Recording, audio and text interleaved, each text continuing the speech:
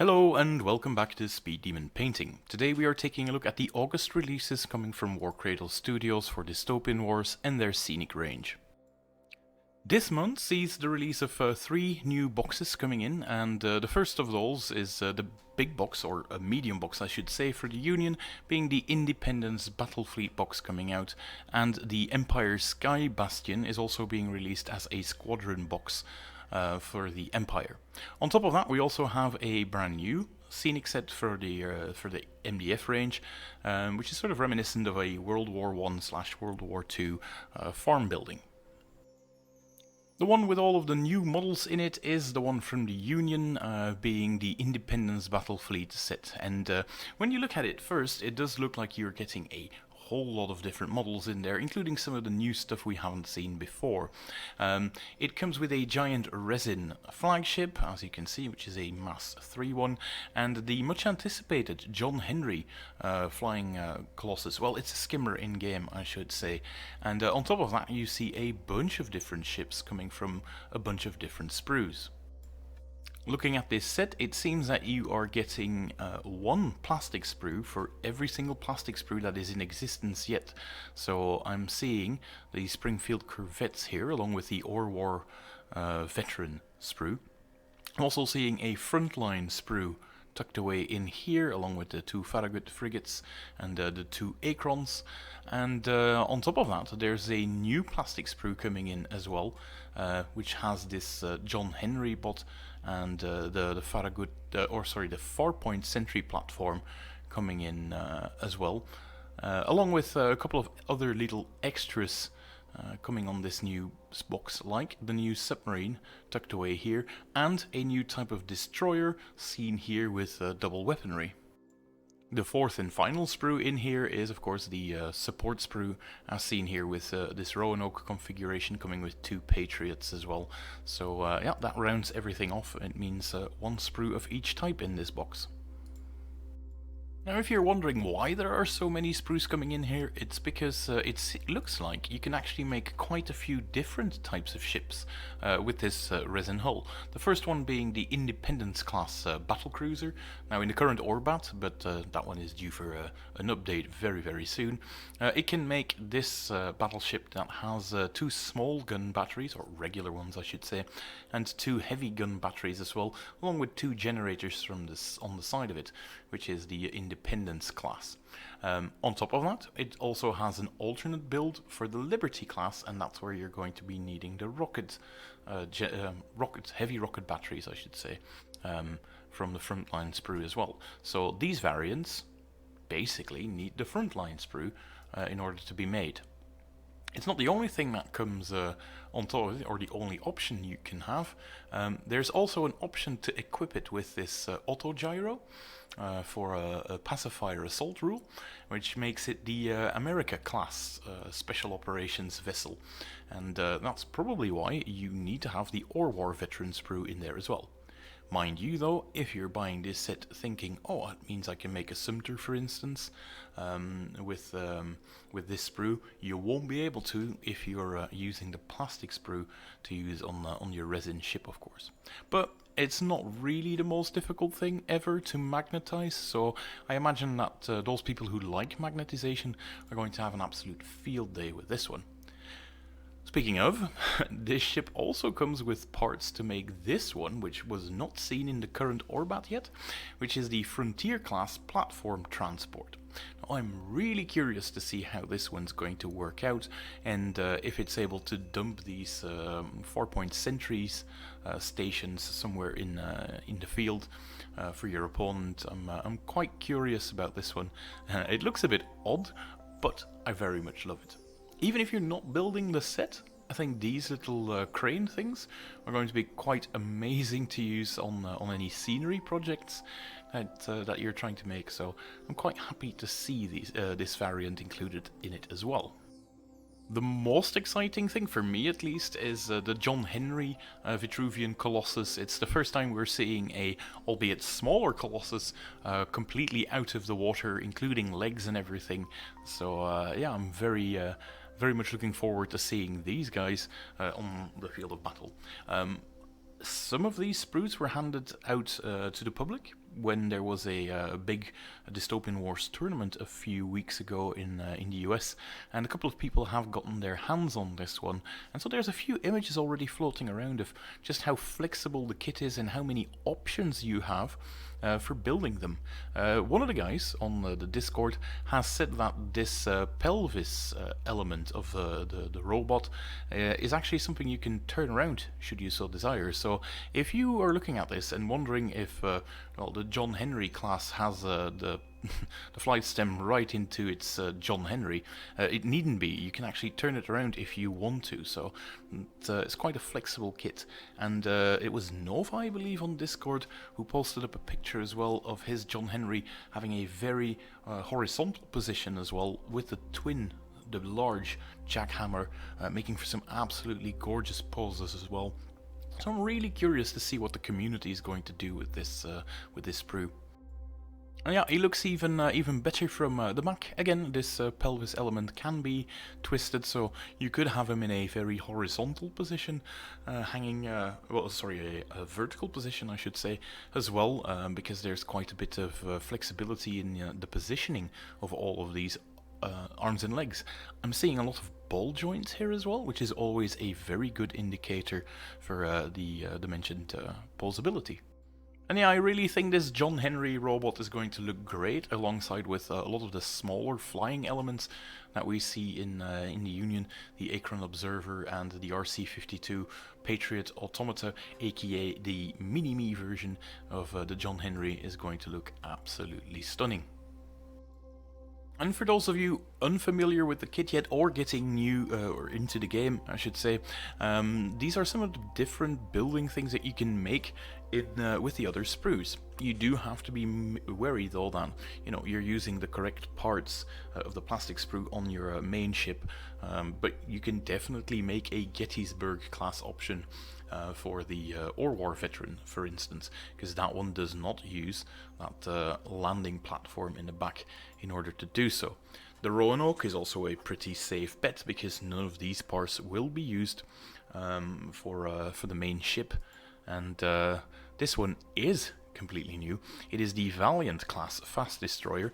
Now, I think the Orbat definitely is due for an update because this entry currently has two weapons in the front facing forward, and that's clearly not the layout of this Valiant class fast destroyer, so we'll have to wait and see how that one gets changed when it is there.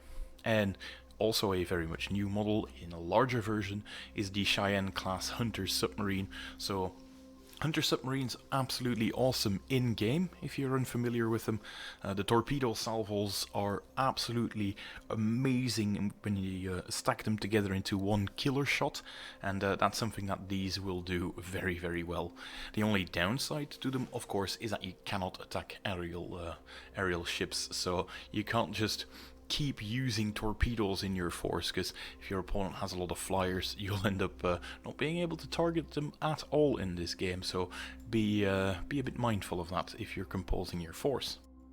Other builds that you can make is the standard Yorktown class. This is the basic standard cruiser for the Union. It's still quite a solid option, and if you're starting out, one that I actually recommend. And if you're starting out, or if you're a veteran and you have not built this one yet, it's the Lexington class option. It also makes a variant called the Dead Presidents, so you're always well off having multiple Lexingtons as well. And as a little spoiler, they are getting quite a bit of a boost in the next Orbat update that I have the privilege of checking out beforehand and sending feedback for. So yeah, if you don't have them yet, make Lexingtons. They're a very good choice now.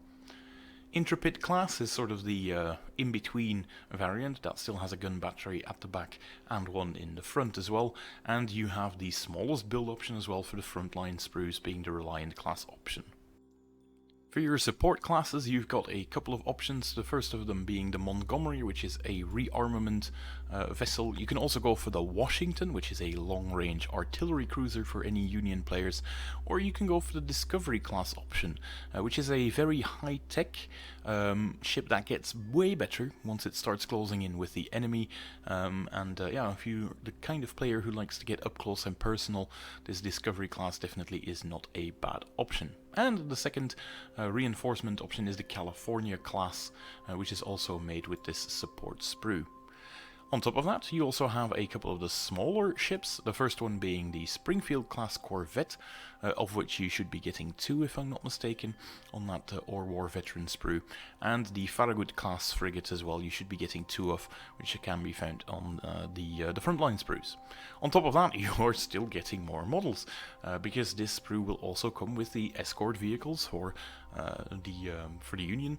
For those of you unfamiliar, escort ships are not exactly fully fledged battleships on their own, but they escort some of your other bigger ships and boost their performance both in defense and in firepower if you get close enough, and in assaults, so they can be quite useful. On top of that, you also get this Talon SRS token, which is a fancy new way of doing some long-range assaults and boarding actions on enemy ships, if you take a ship that has it. And it also comes with standard SRS tokens, which are short-range squadron flyers that you can send out to opposing ships to shoot them down from quite a long distance away. Now, if you're looking at the box content that is here, I think if you're just starting out with the Union or you're a veteran Union player, getting this box 2 times might even be a good idea as well, because this Independence Battlecruiser does have quite a few different build options, both as flagships options, but also as sort of the most heavy, normal non-flagship ships that you can find in this game, so it probably pays off to get this set more than once, which is probably the reason why it doesn't come with 6 sprues, but 4 individual ones, so you can still mix and match quite easily if you're getting this box. Next up, veterans of the channel will have seen that I have received the larger variant of this box. This is the smaller Empire Sky Bastion Squadron box. You get 2 sprues in these, which is enough to make 2 of the smaller fortresses flying around. Now, I'm currently working on the Kinshao version of those, and I hope to have those visible to you soon. And I'm also making a video showcasing the big Zanmadao fortress, which I have made up as well, so make sure you follow the channel if you want to see what I've done with this big flying fortress. This one also comes with some SRS tokens, and I believe if you're an Empire player, especially if you've got a Chinese force, you're definitely going to want a couple of these guys, because, well, it's the easiest access to SRS tokens in the entire Empire roster right now. So even if you were not sold on the Zanmadao fortress, you're more than likely to actually have some use for the SRS tokens in your Empire force, using these as the Kinshao alternate build. That Kinshao, by the way, is this build here, which comes with a bit of a gap in the front where airplanes can sort of take off out of it and land in the opposing side. Now, it's got quite a bit of detail on them, yeah, all of that inner detail of the ship is barely visible if you look through this little gap. I'm not going to fault you if you don't paint it up, because it is a lot of work for something that you can't really see all that well. But yeah, there you have it. An excellent and very detailed kit. And then finally, the last release is Warcradle Scenic's Normandy farm set. And this Normandy farm set is something that is pretty much pre-painted. If you're unfamiliar with how the MDF scenery works from Warcradle Studios, they have a pre-primed version of the MDF. And they sort of use the fact that the cutting process and the searing process of MDF leaves behind this lovely little scorch marks on it. And I do have to say, this makes for some incredibly convincing large flagstone brickwork, as you can see in France as well, if you've ever been there. So they've got some absolutely gorgeous sets here. And again, this is without any painting work at all. So if you're buying this set, all you really have to do is assemble them. They are intricate kits. I have worked with some of them in the past, but the fact that you don't have to really get your paintbrush out to do anything with them means that you can really get some fully operational battlefields if you want in a matter of in a matter of a single day. Really, that's about how long it takes to assemble a kit like this. And yeah, here we have a lot of extra detail work on it. It does look quite well, and yeah, the main benefit of it is you can get to using it straight away. Also looks quite modular, so for all of your historical wargamers out there, you could do a lot worse than this one if you're strapped for time and just want to get a proper battlefield going in a day or so. So yeah, there we have it. Those are the releases this month. A bit less than it has been at the start of the year, but well, I was actually going over the Wayland website, and it seems like quite a lot of the new stuff that they've been releasing has been sold out, so maybe they are actually doing a bit of a catch-up mechanism here to make sure that they can actually just reprint some of the some of the more recent stuff, because it's selling like hotcakes, it seems. So yeah, there you have it. If you liked the video, make sure to give it a thumbs up, and I do hope to see you in the next videos. Bye!